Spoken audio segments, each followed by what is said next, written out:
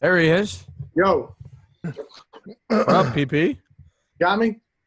He's got a little Love glass the of red. style. Okay. Yeah. Oh, that's what we do, baby. That's what we do. What a legend. What's going on? man? Oh, fuck. To sit out here with Coke Rack and Collins. We're sitting on the fucking beach out there, drinking some wine. Oh man, that's Got my a shit life. at 8 o'clock, so we're all good. I'm just getting in the oil so I can get on the fucking big talk tonight. You look fantastic. Yeah, you Incredible. Yeah, You look healthy, happy. Everything looks Oh, good I'm for fucking, you. I couldn't be any more happy. Or I'm not really healthy, but I'm happy. All right. Fair. How you guys doing? All You good? guys, we're good, man. You guys just love Hilton Head, huh? Bro, Hilton Head, this course is phenomenal. It's unfortunate that the guys aren't around, no fans around, because the fans here are unbelievable. But, this day and age right now, it sucks. But, we'll get it back. At least we're playing. At least fucking, we're not like baseball. At least we're going to play. It's unfortunate. How much but, are you guys? I mean, we'll just hop in. Like, I don't, there's no reason Go ahead. to do any bullshit. I mean, how much No, are go you ahead. guys? Baseball's coming out. Everybody's freaking out baseball and the commissioner, and he's calling it a disaster. How much are you guys paying attention to that? Because you had some comments pre-return about some concerns and what happens if the virus respreads and all that. So how are you feeling about it? Yeah, I had a little concern just because, you've got, they're not going to bring everybody into one area and we're going to stay there for much time and they can test and this and that. I mean, you got everybody coming in from a lot of areas. We got to move cities all the time. We got to do, tests and all that stuff. I was a little worried about it because, the numbers, like in my state, Arizona, has gone through the roof. And it's kind of going up, all over the country anyway. So I was a little concerned, but, I was going to go back to work. It's what I do. It's our job. So I got to take the chance and go. Unfortunately, we're like the test dummies for this thing. But, I was going to do it no matter what. I mean, this is my job. This is what I do. So if I catch the corona, unfortunately, that's what it is. But, hey, this is what I do. That's what it is. And everybody, you can see from the field last week, the field this week, next week. I mean, the boys are ready to go. It's some of the best fields that golf has ever had, minus Tiger, unfortunately. But, it's awesome to see everybody playing. Yeah, we were talking yesterday with Matthew Fitzpatrick about just how the whole first week went and the testing, and it is sort of, I mean, once you guys get to a level where everybody's getting tested early in the week, and if everybody tests negative, then he was sort of almost laughing about how everybody kind of disregarded the whole social distancing thing. 100%. Right, exactly. because like from our level, it's like if everybody's negative, what's the point? What's the point? Yeah. So I'll be interested. And again, this week, everybody's here now. Nobody tested positive again. So is this thing a sham? Is it a fucking, what is it? The numbers are going through the roof all over the world, yet we have 450 tests and nobody's tested positive yet. So, you kind of wonder, you wonder like, how real is this thing? Is it, how can 450 people in 2 weeks, not one guy test positive? It's hard to believe, actually. I am stunned. So what happens when somebody does test positive? Like, do you guys? It's going to be, in my opinion, it's more of who, not how many. So who's like worst case scenario test positive? Well, obviously the cat. The cat gets it. It's the fucking tour's over. So Need a new job. Yeah, we're dead if he gets it. Hopefully he doesn't get it. He's healthy as shit. That's what we pray more than anything. But if it's a Rory, Brooks, DJ, I played with Brooks and DJ today, and Coke Rack, and everybody seems fine, and nobody's really worried about it though. It doesn't seem like anybody has the worry of. Bro, it's no different now than it was 4 months ago. Everybody's on the putting green, everyone's talking. It's not really the hugging going on. It's a lot of knuckles and this and that, but it's not. It seems very business as usual. It really does. When you say there's 450 people, what percentage, would you say is net new every week, or do you estimate that actually new people are coming in? I don't know. Most guys that played last week are playing this week. We had 2 charters, and they, but most guys flew private. It's just, nobody's tested positive, which is unbelievable. I really can't believe in the numbers and how they've gone up in the country. How not one person has tested positive just makes me wonder, what is this thing? What is this deal? What is this corona thing? What is it? So it's weird. I'm glad nobody's tested positive. I'm glad there wasn't 40 guys that showed up today with it, because that would have shut us down. Right. But I really don't want to be shut down. I really want to do this. And everybody wants to get going. Everybody's excited about the summer, and especially, you know, with what they're talking about, you know, it coming back in like November. I hope to God it doesn't come back, you know, because everybody wants to see the majors play. You know, everybody wants to see Tiger play his, you know, defend his jacket. I mean, if that doesn't happen, you know, it's going to suck. It's really going to suck for the game. Yeah. Really So we've got you at like 5:30. You got a nice glass of red. Sipping on vino. Which well, actually, I've been stopping in for about an hour and a half. So. Oh, all right. So what's fucker? Damn it. What's walk us through your Tuesday? I mean, we're getting, you know, you're back now. Things are. It sounds like relatively normal there. Walk us through like a tournament Tuesday for Pat Perez. We got up this morning, a little fuzzy on the 4 bottles that me and Kokrak had last night, but we got up and got going and had some breakfast and hit some balls, and we went out and played Brooks and DJ, and it was great. We had a great 9 holes. You know, I played 18 with DJ and Kokrak. Brooks only played 9. It was a fun day. Anytime to see those guys, I mean, they're so awesome. I mean, Brooks and DJ. I mean, they're good friends of mine, obviously, but to watch them hit it, it's so good. I mean, it's so good to watch them. It gets you up, like gets you more excited. You get to play with these 2 top players and watch them do what they do. And it was nice. It was, you know, we went out, we had a good time. There's no fans out there, obviously, but you know, they're lined up. The houses are lined up at every hole. So everybody's out, you know, they're kind of out and watching. They're not looking at me, but you know, they're looking at these guys. It was kind of cool to play. I saw Beach today, and you know, it was a cool Tuesday. We played 18 holes, we hit a couple balls. It was windy as hell, but it was nice to get out and play again. You're making it seem like you're on a golf trip right now with buddies. How fun this seems! Like it seems like wine. After we gotta get on the fucking tour, man. We gotta get out there. You guys got had a great round last week, so he got the check. You guys should be out here. We dusted We're Kisner. saying we made that case last week. We're pitching to all the tournaments. If you want to have 4 schmoes come out and try to compete in your golf tournament, we're your 4 guys. We want to know. Beat us. Well, I'll tell you right now, when I I'm going to try to put together a tournament here in the you know, late fall, like December maybe, and I'll try. We're going to see if you guys can come out. I don't know what the format's going to be, but you guys got to come out for it for sure. I know what our format's going to be. We play. We're one person, but there's 4 of us, and we get to play a 4-man scramble. That's just what we do. I respect that. You guys can do whatever you want. That's probably how it'll be. Yeah, make sure you chirp Kiz when you see him. They're like, he's the only guy who's lost to us. We're like, a 12-year-old beat me, but we beat Kiz. I did see him on Saturday. I said, fuck, bro, you lost the boys. Yeah, fuck, it's fucking bullshit. You know, they hit it over here, and they hit it over here, and they hit it over here, and all of a sudden one guy hits it 4 feet. That's why it's called scramble. Yeah. Thank you. That's what we say. He kept going. You got 3 fucking guys miss the green. One guy hits it tight. We're like, yeah, that's literally a scramble. That's the idea. That's the idea. I will say, premise. Pat, be careful with your chirping because we might be coming for you next. I mean, hey, I'm in on that deal. I'll set that course up where it'll be a little hard for you guys. Where would we play? Where would be your home track? My home track at home is Silverleaf. Ooh, Speaking of anybody's home track. Yeah, my boy bought that course, and there's really no rules. You get, you know, you can play the music as loud as you want. You get your own cart. There's no dress code. At Perez Golf Course. Yeah, it's exactly, you know, it's like MJ's course. It's like Discovery Golf Courses. It's what golf is supposed to be now. It's like the new deal. You know, you show up. You don't have to have a collared shirt tucked in. Music, booze. You know, it's fun. When you're not playing for, even if you're just playing for fun, it's supposed to be fun. You show up, you get yelled at for, you don't get the cart off the cart path. No, that's bullshit. We park that far from the green.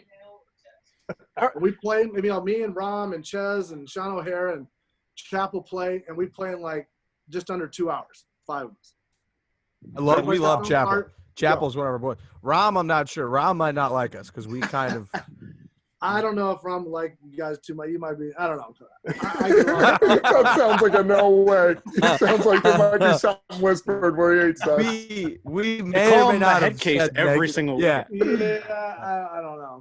You guys are my kind of guys for sure. I don't know. He's You're our kind of guy. How are you a professional golfer? Like, I just don't understand. And I actually want to go back into like how it all happened because you have some of the most intriguing, incredible stories of how you came up. There's a story I want to hear about you taking John Daly's driver when you were caddying for him, and then there's also the story about how you became pro. Can you please tell us both of those? So I was caddying. I was in high school, and I grew up at Torrey. So every time when the tour came, it was, I used to work there too. So I would pick the balls and clean the carts. I was there for like 15 hours a day during the tournament. And, I wasn't working that Wednesday or whatever. So I mean, my caddy now, who he's like, you want to go, you want to carry? I'm like, yeah, let's go. We'll get a bag. So I got JD's group, which was unbelievable. Yep. JD was the guy. This is 1992. This is the year after he wins the PGA, right? So I'm like, holy fuck. I got JD. Yeah. This guy is like unbelievable. I was so nervous. I'm caddying for some fucking guy, and I didn't pay attention to him. I'm worried about JD. And so we get out there and like, hey man, this guy's a good junior, da-da-da, and this and that. And he goes, he hits it a long way. And JD's like, oh yeah? Fucking hit this driver then. I go, what do you mean? He goes, hit my driver. And we're on 8 North, the old 8 North. So he hits, he's like 30 yards behind me. And I hit his drive, that ultra mid, and I hit it like 10 yards by him. Now, mind you, I was way, ahead of him, but nonetheless, I had the same long ass swing that he did. And he still remembers that story today. So when I got on tour, he goes, hey man, you that little shit that I hit my driver on 8, in 92. I go, that's me, baby. Oh man. That's me, baby. Which was so unbelievable. And he's literally been like my older brother ever since, for 20 years now. This is my 20th year coming up on tour. He's been like my older brother for forever. He's the greatest guy, and it's funny that he remembered that, but he did, because I don't think that he would have done that too many times with, right. Juniors, even though he's unbelievable with people. He really is incredible with people, but I don't think that had really happened that many times. Well, I'm sure people come up to him and be like, oh, I got this junior that's really good, can hit it a long way. And like, you're like, yeah, sure. Like take my 8-iron, hit it. Yeah. And then when you see some guy actually rope it, it's like, oh, fuck. Oh man. It's one of the greatest moments in my life. And I wasn't even a pro yet. I've had some great moments in life, but that is one of them. The fact that, JD was it's not that I really looked up to him, but he was like the new thing. He just won. He came from kind of nowhere, won the PGA. I had just battled Tiger all summer and this and that. And, here's JD and this is the guy. I'm like, holy shit, I get to hit this guy's drive. This was unbelievable. It was like the greatest moment.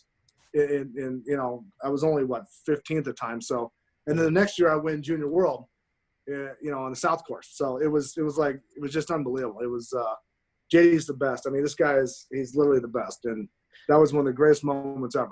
And you do that, and then a couple of years go by, you fall out of the game of golf a little bit, right? And so I offers you money. Well, me and the coach didn't really see eye to eye at ASU. So we win Nationals 96, and we beat Tiger wins individual. We win the team, and then I go through the next year, and I don't really get to play much. I'm not fucking. You got to remember when Tiger left, it was like monumental because nobody left. It's not like today where kids at 12 got fucking trainers and fucking nutritionists and all this bullshit. We did college, and then you left, and then you thought about what you were going to do after college. You were just excited to be in college, play with your boys, and then get out and then see if you were good enough because the average age on tour at that time was like 37. It's not like today where it's 27, right? So when Tiger left, like, holy shit, this guy's leaving. How can he go with the pros and da-da-da? And obviously the rest is history. But so I get home. My last final was like May 8th, and I get home right after. I got my shit packed. I'm gone. Coach calls me. He goes, hey, man, are you here still? I go, no, fuck no, I'm gone. I'm always late out there. He goes, well, that's unfortunate. I want to talk to you. I'm not renewing your scholarship next year. What the fuck are you talking about? Who are you talking about? Of course I'm coming back. He goes, yeah, we got some great young talent coming in. I got 7 kids. I don't want you to corrupt them. And, I don't want you to, basically be an asshole. I said, are you calling me the fucking team asshole? Because that's basically what I'm saying. I go, you know what? Fuck this shit. Then I'm out. He goes, well, we'd love to have you back if you want to come back. I said, bro, we don't have a dime to pay for college. I'm not paying fucking 20 grand for school. I don't have fucking anything, right? Right. So I go, and Gary Adams, who started TaylorMade, my dad got me a job with him. He was starting a new company called McHenry Metals. So I would go, and I would get in this fucking van, and I would drive up to Irvine from basically the Costa area, right where all the big headquarters are there in Carlsbad. I would drive up there, drop off like 20 clubs, drive back, drive up there again and drive back. And then I would fucking drive Gary Adams home. I was like a chauffeur all day. Man, this is fucking bullshit. I was in school, won Nationals last year. I'm driving a van. I'm like, it was a low point. It was horrible. Then a buddy of mine called my dad. He goes, this is fucking bullshit. He goes, what the fuck are we doing here? He goes, this boy's got to play. So he gave me some money. I went up to Canada. I drove all of Canada, the Canadian tour. The real Canadian tour was all of Canada. Came back. I went to Q school that year. I finished like 140th, but I had some status. So I go up. I didn't get in until late. This is when the schedule was kind of different. So I drive all the way up to Vancouver. I get the call on a Monday. Said, hey, you got in. You're in Scranton, Pennsylvania. I got my car with me. Oh, no. I'm like, what the fuck am I going to do here? So I told my caddy, I said, bro, I got to go. I'm fucking out of here. I said, I'm gone. I'm on that tour. So I drove home, took a red eye, got in Thursday morning, played Scranton, missed the cut. And then my fourth tournament was in Wichita. I finished fourth.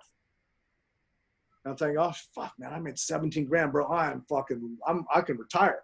I'm loaded. I'm fucking ready to retire. So, then I keep going. The next year I win Ozarks. I beat Nolan Hankey and Pat Bates in a playoff at Springfield. I won 76,500. I'm fucking rolling.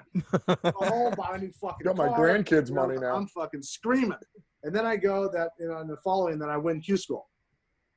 And then I get on the tour. And the funny thing about it too is then we go on. I almost win Pebble. That first year on tour, I make $1,456,000. And I get home like at the end of the year, and I get this fucking letter, right? I get this letter from ASU from the coach. No. Hey, Pat, congratulations. I'm so happy for you. Oh, by the way, your it was like a bill, right? It's like your 1% to the program is $14,560. Oh. I go, what the fuck are you talking about? Yeah, the 1% club, for the guys that leave and get onto. I said, yeah, the guys that leave, not the guy that gets kicked off. Yes, good one. When I left, there was a bunch of shit talking like I'm going to be the garbage man and I got a discipline problem and all this other shit and this guy's going to amount to nothing. And I get this fucking bill for 14 grand. I'm like, you're out of your fucking mind. I'm not giving you a penny. You kicked me off the team. I could have been in the street and nobody would have cared about me, right? Right. So I've always had that kind of that attitude of like, you know what? Fuck this shit. I'm going to make whatever I can happen because I was supposed to be nothing. I'm coming up my 20th year straight on the PGA Tour that nobody would have thought would ever going to happen, especially me. But, that shit pissed me off. So anyway, but to go back to your story. So the first time, right, so I get some money and I'm going to go play these Golden State tours. It's there's this 1 day and then a 2 day. So the first day I come in, I'm as an amateur, right? And I shoot like 67. And the guy goes, hey, man, you fucking won the tournament. Do you want the money? I said, what do you mean? He goes, yeah, you won the tournament. It's $500. Like, 500? Go, fuck. Give me that cash. And that's how I turned pro. I turned pro that day. And then I went to the second tournament, which was 2 days later. It was a 2-day tournament at Los Serranos in like, I don't know, somewhere in California. I won $2,500. I'm like, bro, I've made $3,000 in 3.5 days. Right. I go, that's it. And that's how I turned pro. The guys, I'll never forget it. My boy, Kyle, he leans over this rail. He's like, what'd you shoot? I go, fucking shot 67. He goes, you won. Do you want the cash? I thought I'd go, well, I guess that means that I'm fucking pro now. Yep. Give it to me. I took that $500, and I drove my ass home, and we celebrated that night. And I went down the next day, and I'm like, fuck, bro, I made $3,000 in 3 days. I go, this could be something here. And then that's when my boy said, hey, we got to get you to, up in Calgary or not, up in Canada and play.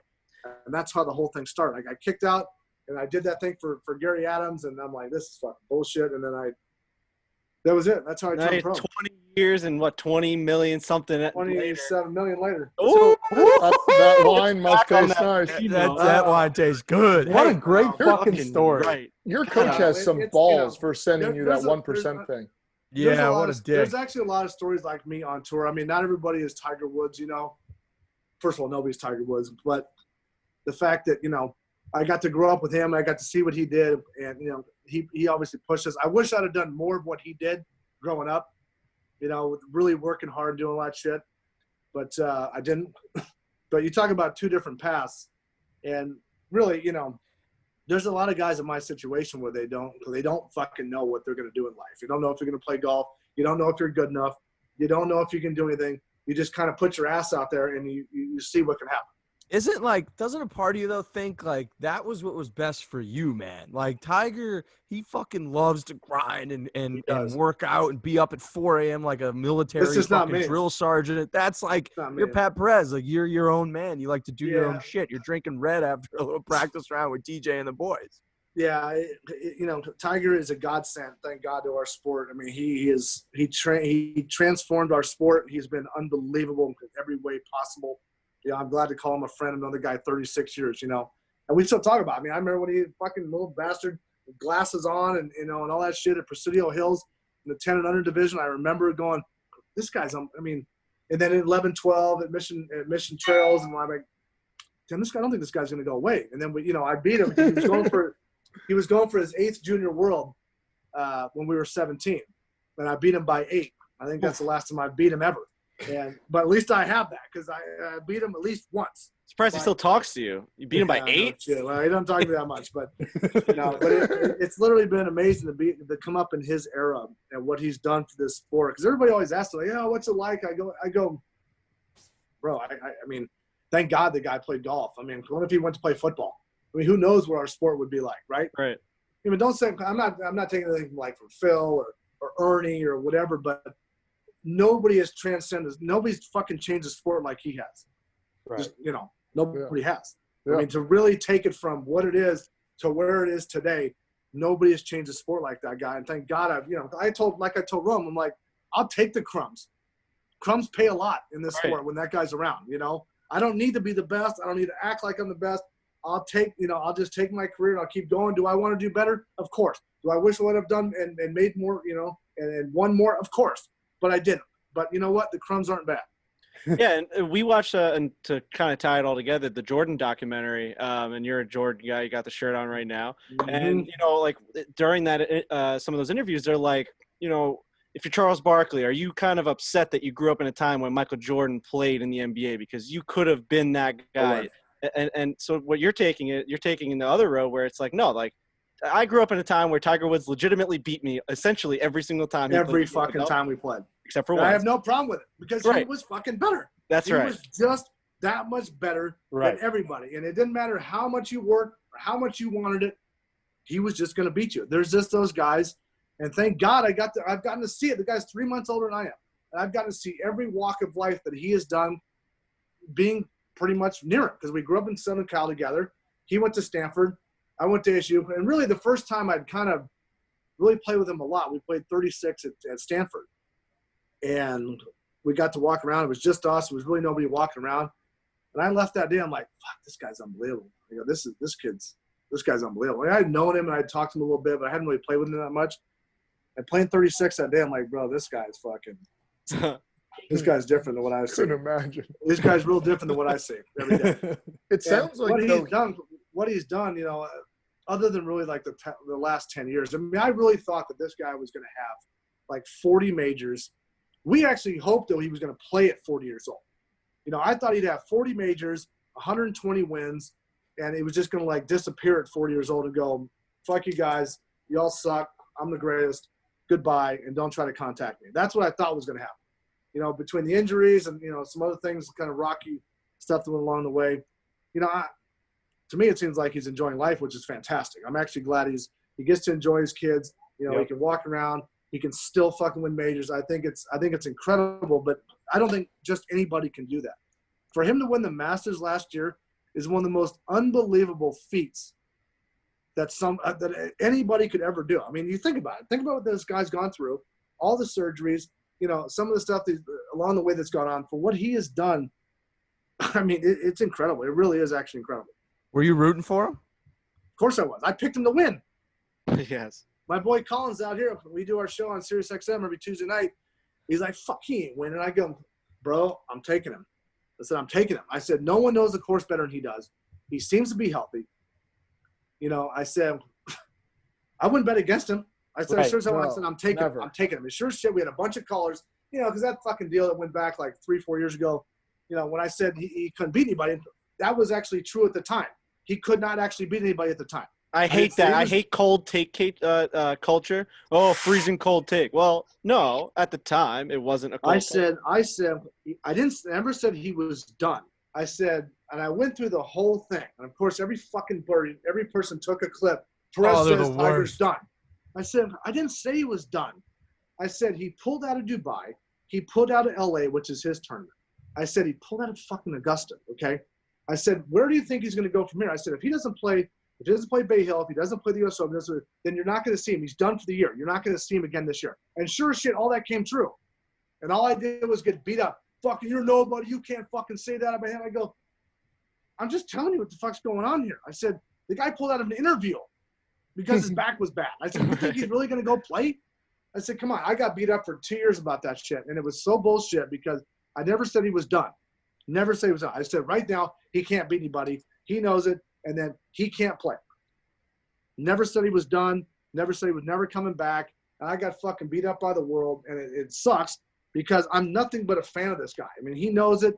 I know it. You know, we've had great talks. You know, it was fucking bullshit how I got beat up on that deal. And then I pick him to win. And it was like, man, you called it. You said he was going to win. I said, yeah, I did. Right. But of course, the media they don't see that part.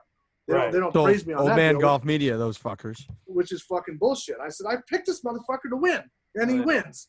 And nobody comes back, you know. But, you know how it is. The media's rough, bro. It sucks because I've gone through the ups and downs of the media, and people see really who I am, and I'm not some fake guy running around. I'll call it the way it is. I call it the fucking way it is. I call it on myself the way it is, the same way I'll call it the other way. I'm not exempt from, I'll tell you if I'm shitty. Fuck, I've been shitty for 1.5 years now. It's just the way it is. It doesn't mean anything. But when it comes to Tiger, man, unfortunately, you just can't say that because these Tiger people, they are all about him. They'll fucking live and die with him. You say anything bad about him, they want to fight.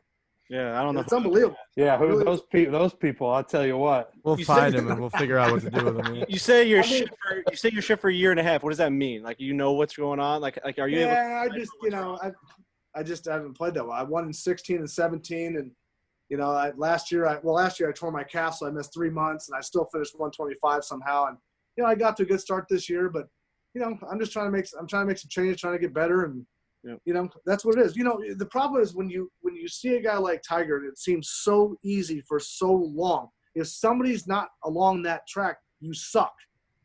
It's like you can't compare anybody to that fucking guy because he makes the game look so easy that it's unfortunate. It's like Rory.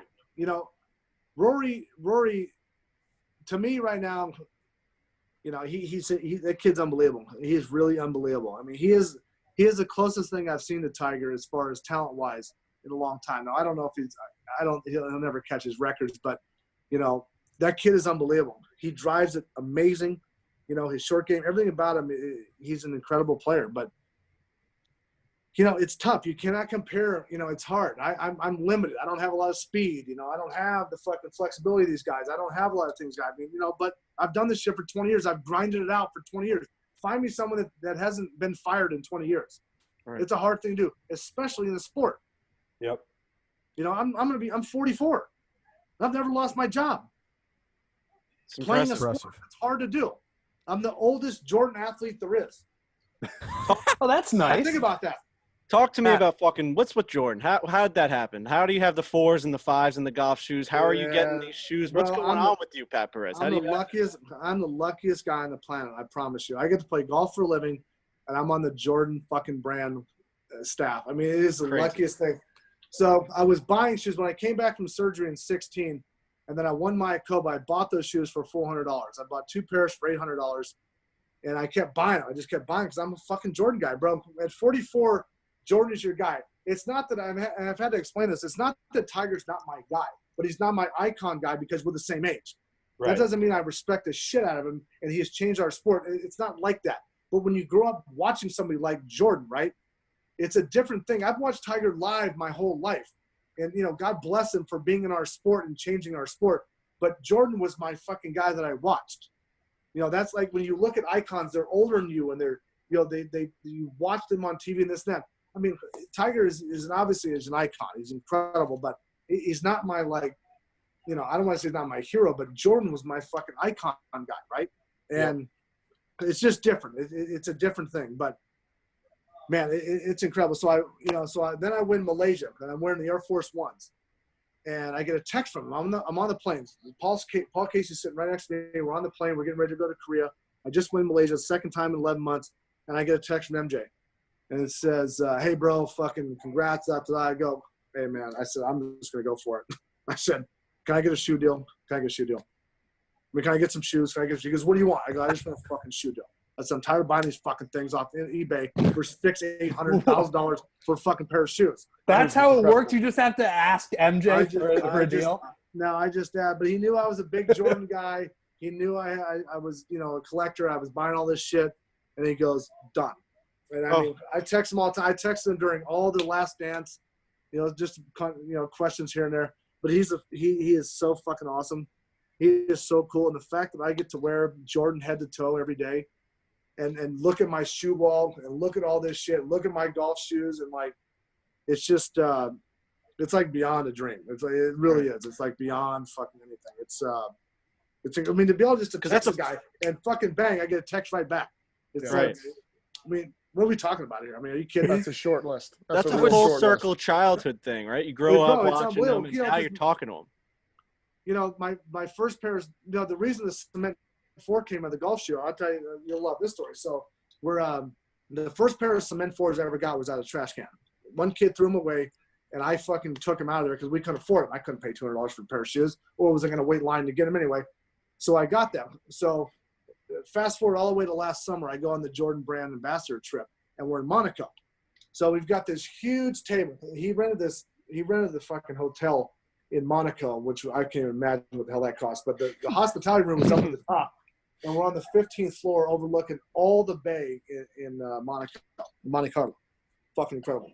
Now there's this 15-person poker table with and it looked like this. It had the black felt with the white Jumpman about 8 feet on this table.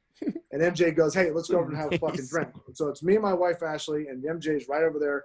And we're smoking cigars and drinking tequila. I'm thinking, this is a fucking dream. I said, are we fucking kidding here? He's sitting across from me. We're drinking his tequila that's not out yet. And we're smoking fucking probably $1,000 cigars. And I just started asking questions. I'm like, there's no way in hell you thought this brand was going to be this big. He goes, "Fuck, no chance." He goes, "No chance." I said, "Well, I'm not surprised in the least."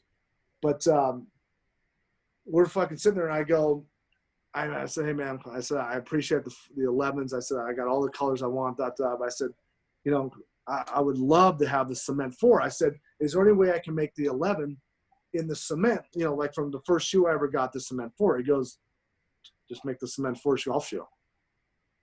I go, "What exactly does that mean?" Right.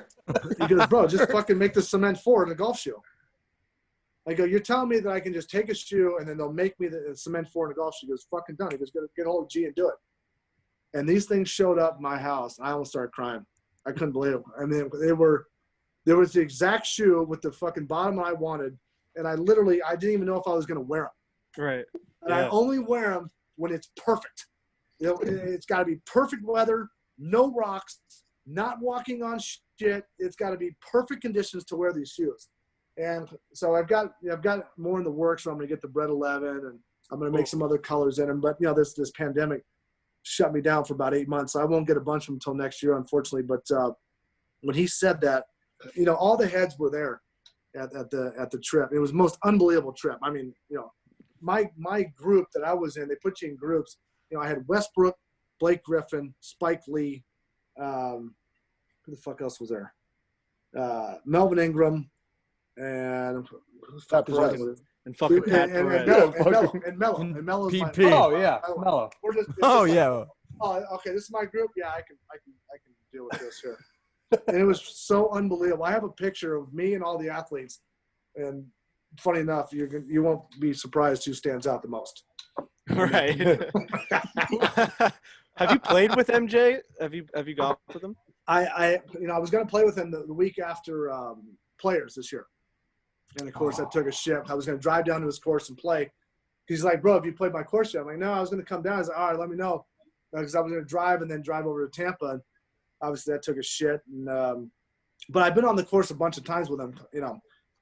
Down at like Baker's Bay, we hung out for a weekend and that kind of stuff. Yeah. But he's like nerve-wracking being around with. I mean, he's so to me, he's so fucking up here. He's another level. That it's that Last Dance. I wish that Last Dance was like 1,000 episodes. I mean, I could watch Dude, that shit it sucks every when you day get to for a episode year. 10. I told my wife, I'm like, Ashley, I'm going to have a bottle. I drank Jordan wine.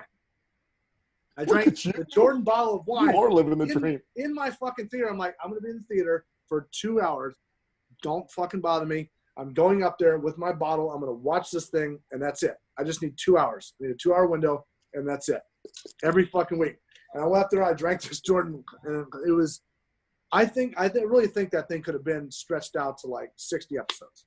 How about the fact that he said when you watch it, you're going to think of me as an asshole after? Meanwhile, it couldn't have been more the opposite. Like, I wanted to run through a wall watching. Yeah, I think he's more of an icon now, even Correct. more of what Definitely. I think an icon. Dude, how well he handled everything. Like, I don't think you can handle being that mega icon better than he handled it. No, he is so fucking awesome. I mein, I even said, I said on my – I hope that they do something like that for Tiger because I think he deserves it. I think he's the next athlete that deserves it right now.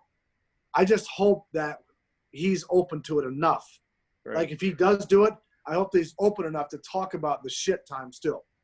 Right, because, like, the clips with them interviewing MJ made the like that tied everything 100%. together and getting his 100%. emotion and his reaction, like him laughing at people. Whenever they would hand him that, Exactly. like it's dead. It's death time. It's Yeah. over for who's ever on the like, other. all right, motherfucker, let me watch this. Bro, It's think great. about the status that you have when you can keep a fucking top player off the dream team. Mm-hmm. Think Right. about how big you are that he kept Isaiah Thomas off the dream team. Yeah. That would be like So Tiger much. going, they'd be like Tiger going, fuck that Reed, he's out. It's either him or me. And they go, okay, Reed, you're out. Yeah. It doesn't matter if you qualified or It's a not. quick It doesn't matter if you decision. qualified or not. You're just fucking out. I mean, think about that. I mean, Tiger has that kind of power, but I mean, that's ballsy. That's ballsy to do. That shows how much he hated those guys. I mean, he's, Man. But you think about how hard when you watch those clips, the fouls and the banging that went on under the basket. These guys today, I mean, I say it all the time. The NBA, they should have their own Academy Awards for flopping and all the bullshit they do. I mean, they should have their own awards. It's incredible how they've learned how to foul and get away with it. Right. it's different. It's much different now. Way different. mean, it was those guys a- played hard. I was It going was to say, hate. it was a war. Those games were fucking wars, Yeah, and it was MJ hate came back out then. on top every time. And nobody There was ever got hate. thrown out. No one No. got thrown out. I mean, Bill Laimbeer never got thrown out, and that shit was hard.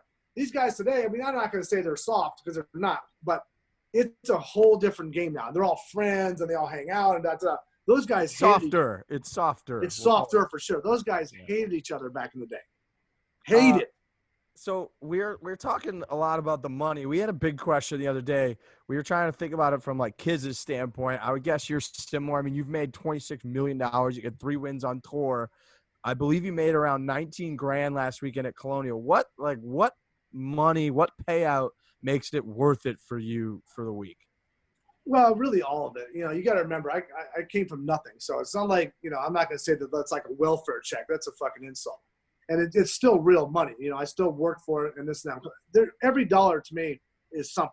You know, it really is. It's not like, oh, fuck, I made $40,000. That's fucking bullshit. You know, that doesn't even count. No.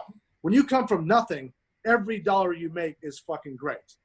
You know, I am really lucky to play golf for a living. I never thought in my wildest dreams I'd be coming up on 20 years playing this sport. I don't take shit for granted. You know, I love to play. You know, I'm going to try to play to like 55, hopefully, and maybe shut it down a little bit. But every dollar I make, it all counts. There's, you know, when I make $400,000 or I made $500,000, you know, in Vegas, you know, 6 months ago, it's no different. It's the same fucking thing. You worked hard. You know, you earned every dime you made. And, you know, I don't have that where it's like, that's fucking bullshit check. Doesn't even count. I don't have that. I don't have that in me.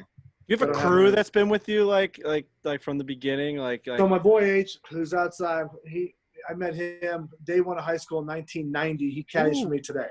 that's He's unreal. been with me for every fucking dime I've made. He's been with me. He's my brother. He's my family. And then my coach, Drew, you know, he's been in my circle for a while now. If you're in my circle, you're in. That doesn't mean that I get along with everybody. I really do. I get along, but like if you've been in, like I've got two buddies that I've known since high school that I still talk to all the time. I kind of have a small group. I don't really, shun anybody or say you're not in or not out or that kind of stuff. But my boy H, he's been with me. I've made every single dime with him playing golf. Unreal. And, we do it every time. We stay together every week. We never get tired of each other. We travel every day together. I'm a loyal motherfucker. I can tell you right now. If you're loyal to me, you're going to get it back 100 times. I'll take care of you every way I can. I'll fight if I have to. That's just the way I am. I'm just loyal. I'm loyal. I love people that, the one thing that pisses me off the most out here is when these fucking guys start wearing out their caddies. That is something that always drives me nuts. Oh, fucking guy, No, then fucking get rid of him if you don't like him. Quit wearing him out. That's the only guy that's rooting for you on the course. The only one that's actually fucking rooting for you is the guy carrying your bag. And you're going to sit there and wear his ass out? Right. Bullshit. It's fucking bullshit. I hate that kind of stuff. I've never once embarrassed him. I've never fucking worn him out. I've never scolded. I've never. Because when we decide, we go through all the checklists before our shot. And when we decide that it is a fucking, 90% 7-iron, and this and that, once that's decided and I hit that shot, it's done. Yep. I cannot go back and now yell at him because we have decided what it is and we move on. Correct. I'm hitting the fucking shots. If anybody should be mad, it should be the caddies. Right. He's like, you're costing me money, bro.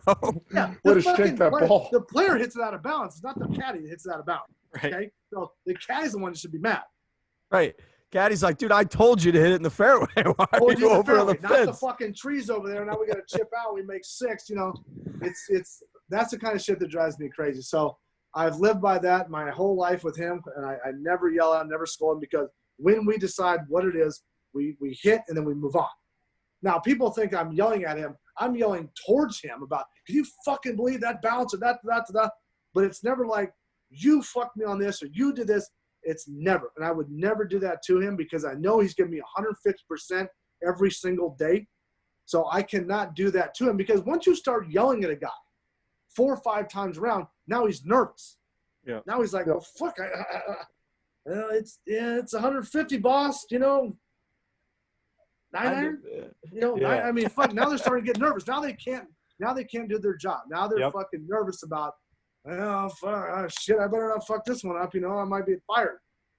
There's a saying out here. It's actually an unbelievable saying that even exists. But every caddy's one shot from the parking lot. Yeah, I mean, it's incredible. You think about it. So true. One shot from the parking lot. I mean, think about that. Right. I mean, if you think caddies actually think that way. Like, if I fuck this up, I could be in the parking lot on the next hole. One bad read. That sucks. Yeah, you don't even want So that guy. I never yell at him. The problem with new, like, sports psychology and shit like that, it's don't take the blame. Don't blame yourself. That's the teaching of it. It's not you. It was some outside source. No, it's fucking you. Yeah. It's you. You 3-putt, it's you. You in the trees, it's you. You miss a cut, it's you. It's you. It's you. Once you start taking self-blame, then you can start working on yourself and working on what you need to. If you're always blaming something else and you fuck up, you're like, well, it's not my fault. It's not my fault. Well, it is your fault. It is your fault. Once you start realizing that shit, that's how you're going to get better. You get better as a man, you get better as a player, or whatever. You take the blame and go, man, I fucked that up. And I need to fix that. That's how I've always lived. I'm ready to run through a wall. Can you explain to us PXG? We've been trying to figure out PXG. I literally was just about to ask that because it's crazy to me that, like, if they're the best golf clubs in the world, why is, like, only Zach Johnson and Pat Perez using them, right? Like, why wouldn't everyone in the world have? He's got the hat. Hit me with the pitch us PXG. Yeah. I think I love Bob Parsons. He's like an older uncle to me, almost father figure. But see, once again, I've got lucky. I love the equipment. I love the way Bob is. He's a no bullshit kind of guy. It is what the fuck it is. I don't know. See, people get upset with the PXG stuff because of the price. And I always get messages like, why the fuck are those clubs so expensive? I said, why the fuck's a Ferrari expensive? Why is a yacht $70 million? Why is a fucking airplane $40 million? Nobody bitches about that shit, though. Right. Well, why the fuck's a golf club? Why is a set of clubs $6,000? And I go, how much do you think you spend in a year playing golf? Between all your bullshit, flying, traveling, golf balls, tees, fucking socks, whatever the hell it is. If you're a member of the golf club, right, and it costs, let's just say it costs $50,000 to join, and it's probably $6,000 in dues, right? And that's before you take a piss, right? And then you get golf balls, cart fee, green fees, all the bullshit. Are you telling me that it's not worth, if you're going to play enough golf, is it not worth going to buy a nice set of clubs? Oh, is it not worth it? It absolutely is. And it's Of not like course the it other is. clubs are free. Like the other clubs cost something. I mean, drivers used to be, the standard on the driver used to be $600. Right. In 5-6 years ago, TaylorMade drivers were $600, and they bought you 3 of them a year. So you're going to spend $1,800 a year? Is that worth it? But people are, why the fuck don't they discount those irons? I go, when they start discounting yachts and mansions and Ferraris and all these other things, I said, Bob, but the big thing about PXG, what people don't understand, it actually costs a lot to make the club. It's not a fucking $20 club that he's selling for $350. It's made with the most expensive shit. So the cost that it actually cost him to make it is already double the price of what they're selling their clubs for. Right. So if it cost him $175 to make the club, he's not going to sell it for $40, is he? Right. But they really are. The fucking club, I love them. I mean, I think Bob is unbelievable. The clubs are incredible. I love them. I don't know why there's not more staff players. I don't know. But How did you fall into it? Were you just tried them out once? Like what? I tried. So I won. I won my Akoba with the set. So I'll tell you another story. So Callaway fucked me when I had my surgery. I fucking hate Callaway. Fucking cocksuckers. Fuck them. Anyway, so I'm coming out of surgery. I had surgery March 8th. I get to about June. I'm getting ready to go to Malaysia in October, and I get this fucking call from this prick, and he goes, "Hey, just to let you know, we're not renewing your contract, so you're basically on your own." Is that your golf coach following you along this whole time? Yeah. And I go, "You're fucking kidding me, right?" I said, "I'm coming out of surgery. I'm getting ready to go back and try to fight for my card, and you're going to fucking cut me?" So I go, "Fuck you guys." So I called Matt Rollins, who's with PXG, and I said, "Hey, man," I said, "I need a fucking set of clubs. I got to get every goddamn Callaway thing out of my fucking set. I'm done with that. Fuck them." So I called Titleist. I called my boy Keith at TaylorMade, and I called Matt, and I showed up at Vegas. So anyway, I go to Malaysia. I finished 33rd. I play okay. I get to Vegas, and I got 3 sets of PXGs now. And I'm going to pick one. I go, fuck, I don't even fucking care. I'm getting rid of this Callaway shit. I'm getting a set in. And I go, and I finished 7th in Vegas. Make, 100 fucking whatever. I'm going, fuck, this is unbelievable. Hammered all night. And then we go to, I take the same set and go to my Akoba the next week and fucking win. So I make $1.9 million in 3 weeks with this PXG set. Exactly. And I'm fucking leading the FedEx, and I'm leading the money list, and I go all the way through, and I finish 3rd at Maui. So I'm still leading. So I get a call from Bob. It's actually funny. I get a call from Bob in LA. He goes, "Well, you're fucking beating the shit out of all my players. I'm going to sign you." I go, "Bob, I would fucking love to be with your company." While you're up. Getting a refill. We're getting a refill of the wine. Buddies are hanging. Look at this fucking guy. Mr. Third last week. What's up? You better be buying Let's the wine. go. How we doing? Hell yeah. I am buying the wine. There we go. He is buying the wine. I- With $366,000, he's buying the wine. Yeah. I better That's pinch fair. my fucking pennies. While you're up. You know what? I'm empty. You can fuck off. I'm empty. Anyway, What a So- crew.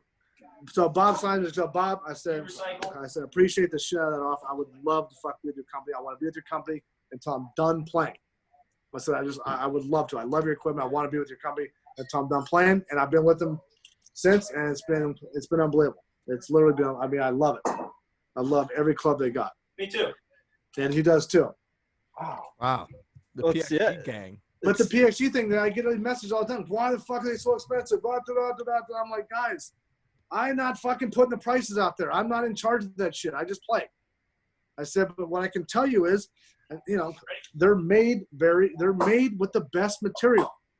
He's not cutting costs. He uses the best stuff to, make these clubs. And if you're gonna, oh bless your heart. Here you go. Here, sir. Oh, we're getting on. This is called service. This is called respect. Would you like to taste it first, sir? Just Jason Kokrak just finishing third and then pouring Pat Perez's wine. It's called respecting your elders. That's what it's called. Yeah, you see this bullshit? You respect Respecting your fucking elders. elders. So, Jesus. but no, I mean, I love the PXG stuff. Kokrak went to him. He's played unbelievable the last couple of years. 14th last year in the FedEx Cup. Exactly. Switching to their irons. Exactly. I mean, I just love the PXG stuff. But it's like they're expensive to make. They're expensive, but you got these guys that spend $125,000 to join a club.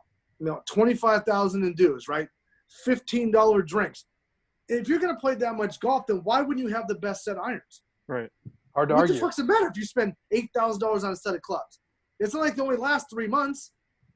But when the member So- gets to pay for it, by the way, you're talking about it. I mean, Pick up the you clubs, you win it's like, twice. It's like, why wouldn't you want an incredible set of clubs? If you're going to spend that much money in golf anyway, what the hell's the difference? Right. We go out to dinner. We spend hundreds of dollars, thousands of Exactly. dollars on vacations. This is something that we are passionate about. Like you said, people belong to clubs. You're putting a lot of money and time and effort into it. Just buy the clubs. You can really buy anything you want, but, it's like people are appalled that these clubs cost so much. My God, in the big scheme of things, if you're a member to club, which there are thousands and thousands of clubs across the nation, right? And some of them are really, really expensive. What the fuck's the difference? What does it matter? You go out to dinner, you four go to dinner, and it costs you $1,200, right? I mean, what the hell are we talking about here? Yeah. You go and spend $60 on fucking 12 balls, and some people it only lasts like 9 holes. So add that up for 20 rounds. You And see how said much money you're spending on golf balls. If we go out to dinner, we spend $1,200. Didn't you rack up like a $10,000 check once? That was like That's just normal. That's just night and day. That's nothing. That's just There you paying. go. He brought my wedge in. Look at Oh, there we go. Oh, yeah. that's my Sugar Dodgers daddy. name on there. Sugar daddy. Hell yeah. Sugar Yeah, daddy. they do look Piper. good, I will say. Sugar daddy, baby. No, yeah, we have a real good time in Vegas. We have a real good time. We spent a lot of money, but MGM's been phenomenal to us. That's another unbelievable sponsor to have is MGM because they treat you fucking really right. Yeah. It's on the front of my hat now, boy. Your sponsors are Really on brand. So on I'm brand. telling you, bro, everything I've got, I am so lucky to have the sponsors I have. You- I've got You just took the hypothetical of like if you could just pick like 4 sponsors and you just become a professional athlete, who would you pick? And he was You like- we just were have to- like, I'm in business with Bill Murray.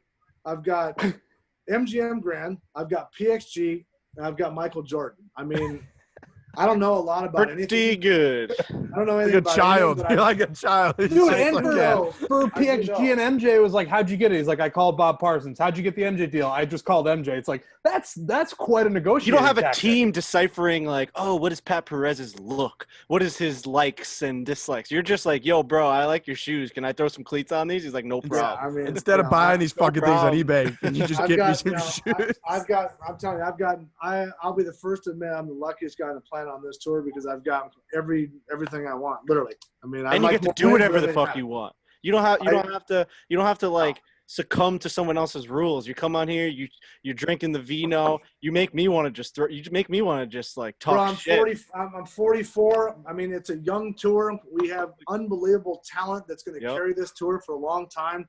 I'm just happy to be on the ride. I promise you. I can't wait for that champ tour in 6 years. But, we've got unbelievable talent. Unfortunately, Tiger's not going to play forever, but we have incredible talent that's going to carry this tour. And you know what?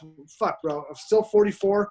I can still do it, and still compete. And, I have unbelievable people around me and great sponsors. I'm like, bro, I I was couldn't just have any saying, better. you're fucking great for this tour. Like, look at Oh, you. yeah. You're like, Yeah. you're a magnet. got- People are gonna I've look got at this guy and be like, I gotta follow. People want to follow you nonstop. Yeah, I don't know. I love the fans. I get a lot of great messages. I've had a lot of great stuff. I've got an unbelievable wife. I got a new daughter. I mean, life is fucking unbelievable. I didn't think it was gonna be like this at 44. I didn't know what to expect, but I didn't think it was gonna be like this. But it's awesome to hear, see, and talk to the fans and this and that. I mean, bro, I live a dream. The one thing I hate is like you're so lucky to play golf. I'm not lucky. There's nothing lucky about it because you have to earn everything you have. I'm blessed to do it. Maybe I'm a little bit lucky, but it's a life I didn't think I was ever going to have. I can promise you that. I never thought that I would be sitting here at 44, doing this shit for 20 years. I mean, I just, I pinch myself every day. It's incredible. I get to wear fucking Jordan shoes, play PhD shit, go to MGM anytime I want, play on the PGA Tour, hang out with fucking everybody, play practice rounds with, top players in the world. I mean, how much better does it get? And now you got to try and take down the 4-man scramble. Oh boy, that's your next. I get to set the course up. Sure. Okay. Yeah, sure. We'll negotiate that, but we'll give you final say. I would love to have you guys out because I think we'd have a blast. We can try to organize this in the fall when it's not 15,000 degrees in Scottsdale. Yep. But we got to put that shit together. I think that would be unbelievable. So much. We're gonna do that. We're gonna absolutely do that. Love to have you guys out. It would be a blast. All right, Pat. Perfect. Hey, man, this was a blast. We're going to take you away from what looks like a more fun night than chat with us. I got my radio show in 2 hours. I got to fucking yell some more. Make sure Jason just keep filling the wine. That's all. He'll fill the wine. He'll fill the wine. He knows a 20-year bet when he sees one. Kokrak's coming together. I'm telling you, he's gonna be a sleeper the next couple of years. Not many people talk about him, but he's playing fucking nice. I'm telling you, he's gonna put it together here real soon. His first win is not too far away. Ooh, we even got a little sleeper pick. Well, hey man, good luck out there this week. We'll be rooting for both you guys. All right, boys. All right, thanks again. I appreciate it. On. Yeah, great chatting. Thanks, man. Thanks, PP. Catch up soon, man. See ya. I need him a pair of Jordans for all the walking he's doing. Hey, nice talking to you guys too. All right, boys. See you later. See ya, Pat. Peace.